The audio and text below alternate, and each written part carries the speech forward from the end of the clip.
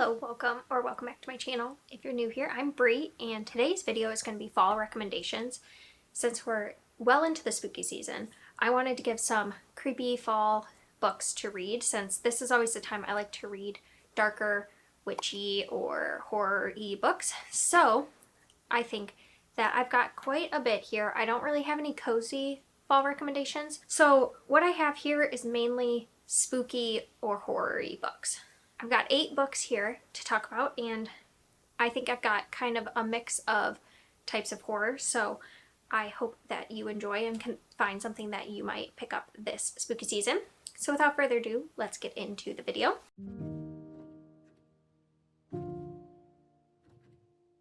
So I'm going to start with one I've talked about before, but most of these I have maybe talked about or are newer. I tried to pick some that I don't recommend very often. But this one is The Southern Book Club's Guide to Slaying Vampires by Grady Hendrix. I just feel like if you're going to go into spooky season and you haven't read this book, I just feel like it's the perfect time to be reading it. This is about a group of Southern moms who have a book club where they start reading like true crime and stuff like that. And our main character, Patricia, this new man moves into town and she believes some weird things are happening and she starts to believe that he may be a vampire. And it's about them discovering what's going on and taking on this vampire.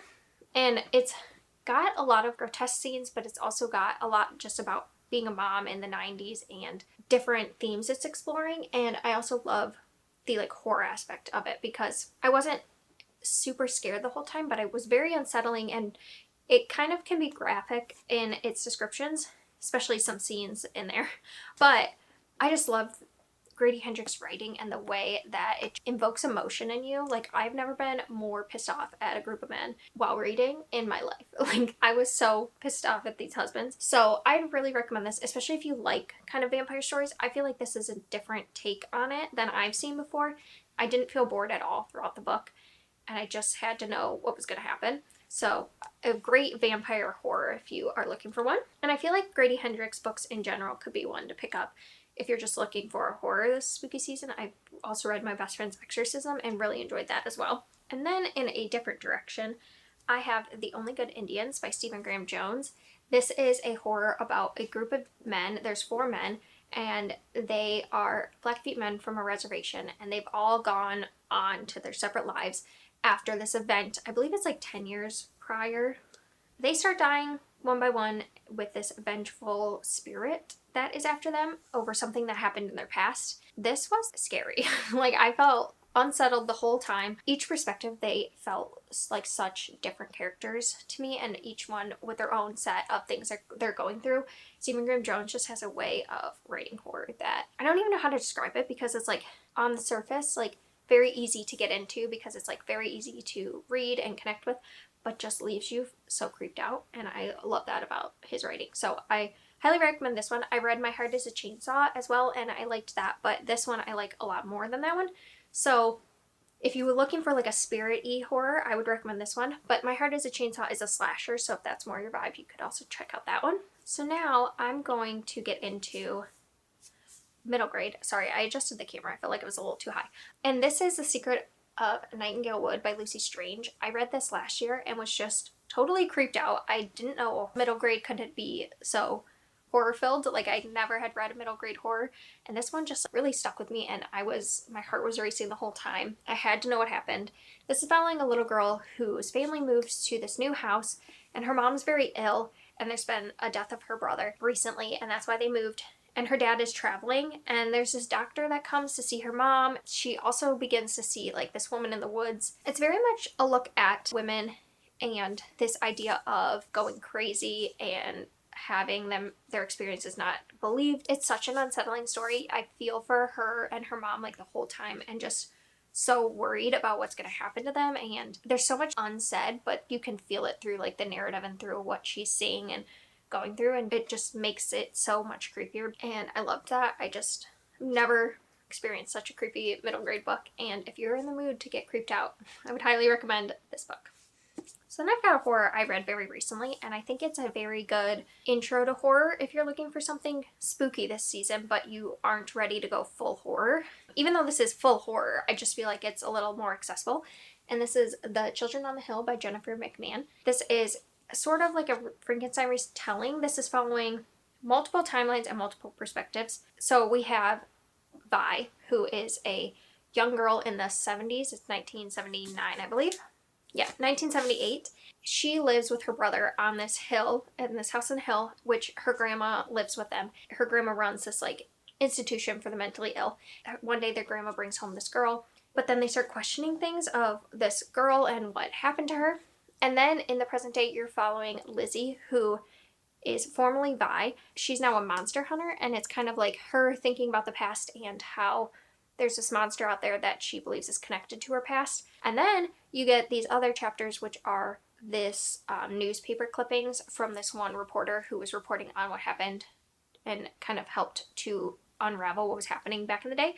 And I just feel like it's so well crafted, and every chapter was just the perfect amount of length that leaves you like kind of wanting more. It would always end kind of with a cliffhanger or something more to be explored, and none of the perspectives I thought were boring. I thought they were all interesting and all really tied the story together well. While it was like creepy and horror filled, it didn't leave me as unsettled as some of the other ones. So I think that this is a really good one for intro to horror. It was a really good, I'd highly recommend. I'm definitely going to be picking up more Jennifer McMahon. I have The Winter People on my TBR to read, and I definitely will be prioritizing that because I thought this one was so good. I've heard it described as kind of cozy horror, where it's like not as extreme horror, so if that's something that might intrigue you. Now in a different direction, I've got Ace of Spades by Farida Abike-Yamide. I would say if you like dark academia-ish, it's so much more than that, but I feel like it's for the spooky people who like dark academia vibes. This definitely gives you that. This is following two different students, Chimaka and Devin. They are both the only Black students at this like elite private school, and they're trying to run for valedictorian, and this will like determine what Ivy Leagues they can get into and things like that. When these anonymous notes start going out throughout the school, revealing secrets about them to the entire school, you just follow these two characters as these things are happening to them, and they don't know why, and it's heartbreaking to read, but I think it's such a good mystery. What Farida Abike-Yamide is trying to like say is so powerful, and I thought it was one of those mysteries that really makes you think and learn, and it's just one of my favorite mysteries. I would highly recommend it. So I think it's a perfect time for fall, the dark academia vibes. So then I've got another YA, but this is more of a fantasy, and it's a retelling of sorts, and that's The House of Salt and Sorrow by Erin A. Craig. And this is a retelling of the 12 Dancing Princesses, and it's very spooky. I feel like the vibes in this, immaculate. If you're looking for a spooky time, overall like dread, eeriness, this is perfect. It also is set on this coastal cliffside, if I remember correctly. Any books that have creepy cliff settings with like fog, it gets me. And this is following one sister. She's one of like 12, I believe. That would make sense, being the 12 Dancing Princesses. And her sisters start dying off, and she starts to believe that something bad is going on at their house and why her sisters keep dying. And so she's trying to figure out what's going on, and she knows that she's soon going to be next, so she's trying to outrace this clock of when she's going to be killed. And there's like a bit of a portal where they go and they're dancing in this like other realm, and it's just very, very interesting. And I think that if you're looking for kind of a dark fairy tale type story for the spooky season, this would be a good one to pick up. Last two. So I have this short horror novella, Comfort Me with Apples by Catherine M. Valente. This is a really quick read. It's 100 and some pages. And it's about this woman who has a seemingly perfect life in a seemingly perfect neighborhood, and then things get weird. And that's all I want to say about it. But I think that this is a great horror novella to pick up if you're trying to do some maybe 24-hour readathons this month, or just on Halloween you want a quick spooky kind of read. I don't think these are as spooky as like vampires or monster-y horror, but it's just so unsettling, and everything seems normal on the surface, but the writing just portrays like something's not quite right, and I loved that about this. I think it just is so well done, and the twist at the end was amazing. I would highly recommend this. I gave this 5 stars, and it's one of my favorite books that I've read so far this year, and I think that it's just great for this time of year where you just want to be unsettled, you know? So the last book I have to recommend is The Book of Cold Cases by Simone St. James, and this is a horror that has supernatural elements to it, but this is following two different timelines. One back in the 70s when there was these men being killed, and they're believed to be a female serial killer in town. This woman is tried and acquitted of these killings, And then in the present day, there's a journalist who is really into true crime. She writes on her blog because of a experience she had in the past. And so now she's really into trying to solve mysteries. And so she asks this woman if she can interview her. And the woman agrees and says that she will interview her, but only at her mansion. So she goes to her mansion with this woman, and it's kind of, is she a serial killer or is she not? And it's what really happened back then. There's a paranormal aspect to this book, and it's so creepy. There's also a sea cliff side that is super creepy, adds to the atmosphere. This was the first Simone St. James I've read. I've read 3 total, and I gave this one 5 stars. I think that this is a great one if you want something that is serial killer-y while also having paranormal aspects to it. I like to end these videos by talking about things I'm hoping to read this spooky season so that maybe you get some ideas. Now, I have talked a lot about these in my quarterly TBR, so I'm not going to go too in-depth with those. You can look at that video and get more details about them, but some of them I don't know if I talked about. The first one, I'm actually 100 pages into this, and this is the Hacienda by Isabel Canas, and this is a gothic horror about this woman who marries this man, and she goes to live in his house in the countryside. It's 1823. This is set in Mexico, and she is there, and the house is probably haunted, and she needs help to get rid of this ghost. And she befriends a priest, and it's kind of them trying to rid the house of this evil, and it is creepy. I'm only 100 pages in, and I am thoroughly creeped out, but this seems like a perfect gothic mystery for the spooky season. Then I've got Middle Game by Shauna McGuire. It's about 2 twins, Roger and Dodger, and I believe that they are trying to ascend into godhood, and there's some alchemy. There's alchemy involved. That's a hard word for me. And I think it's about what they would do to become gods, and I think that I've just heard that this is a really good, creepy kind of fantasy. So I think this is going to be perfect for the spooky season, and I hope to get to it because it is one of my 5-star predictions. Then we've got The Year of the Witching by Alexis Henderson, which is also a 5-star prediction for me. And this is about a woman whose mom was tried or ostracized from society. I don't remember if she was killed or not, but for, I think, being a witch. And she believes in the church, but then starts to question things as she learns more about her mother's past and things like that, and it's about witches and the church. So I'm really looking forward to this. It's in the horror section as well, so it's supposed to be kind of creepy, and I've only heard good reviews on it. And I also want to get to The House of Hunger as well by Alexis Henderson, so I'm hoping to get to this one very soon so I can also read the other one. Then I've got The Conductors by Nicole Glover, which is a fantasy that's following these 2 people who used to work in the Underground Railroad, and now in their community they help to solve mysteries, and I think there's a mystery where people in their community are being killed off and only their magic can save them. So it's got magic, it's got mystery, and it says it's got a wasp's nest of intrigue, lies, and long buried secrets in a mystery unlike anything they've handled before. So I just think this sounds so good. This is also a 5-star prediction for me. I just have a feeling this series is going to be for me because it does remind me in some ways of Strange Case of the Alchemist's Daughter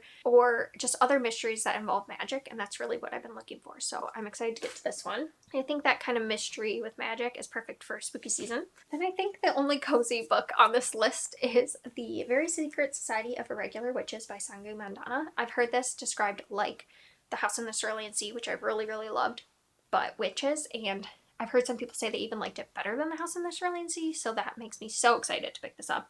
And this is following a woman who makes these YouTube videos of being a witch, but she doesn't want anyone to actually know that she is a witch, and she doesn't think anyone will take it seriously, but then she gets a message asking her to come teach these 3 girls at this house how to be witches, and when she gets there, I think there's a grumpy librarian, which I think maybe there's some romance, and I don't know much more about that, but I'm just really excited for witches and House in the Cerulean Sea vibes, found family. So I'm definitely going to be getting to this one very soon, and I think if you're looking for a lighter fall type book, maybe check this one out. Then I've got The Lighthouse Witches by C.J. Cook, and this is about a woman who was commissioned to do like a painting of this lighthouse in Scotland, and when she gets there, weird start happening, and I think there was some kind of like witch burial site under the lighthouse, and then her daughters and her go missing, and then it flashes forward like 20 years, and one of the daughters who didn't go missing is trying to figure out what happened to her family.